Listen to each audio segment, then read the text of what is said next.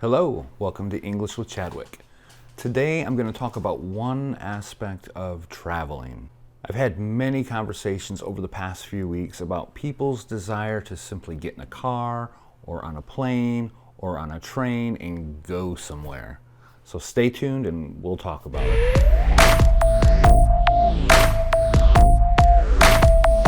Many of us are at least 8 months into the coronavirus pandemic. Some of us live in countries that have experienced some significant restrictions when it comes to moving around freely.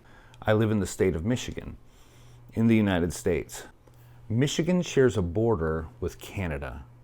Ordinarily, I'm able to get in my car and drive about 3.5 hours to the east and cross the US-Canadian border. If I continue to drive east a couple more hours, I can be in the city of Toronto. And that would be a nice thing to do right now, because I have some students in Toronto. It would be nice to be able to visit them.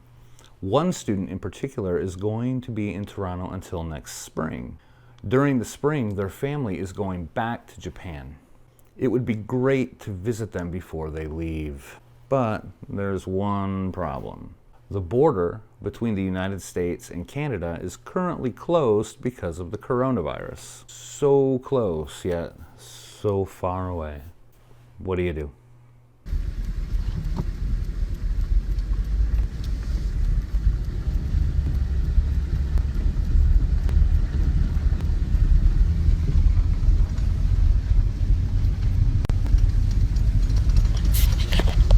All right, what do we call getting in the car, filling the gas tank, purchasing some snacks, and driving somewhere? Some people simply call it a car trip.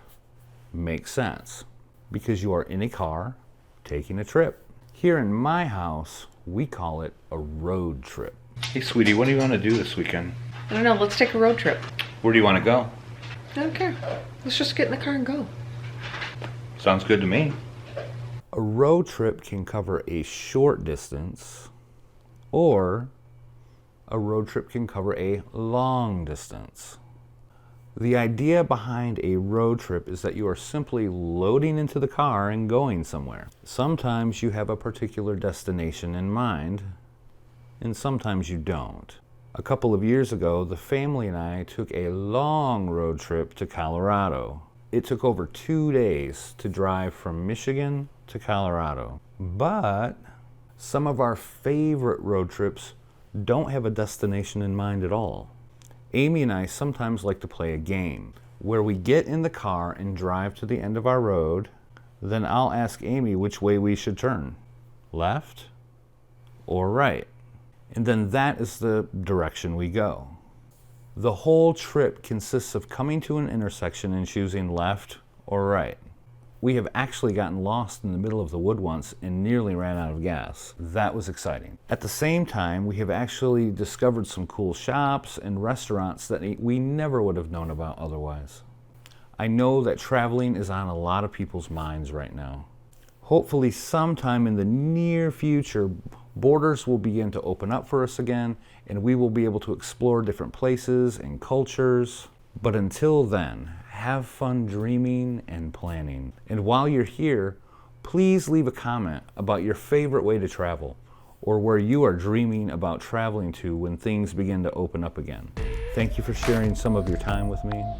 May you find joy in learning English.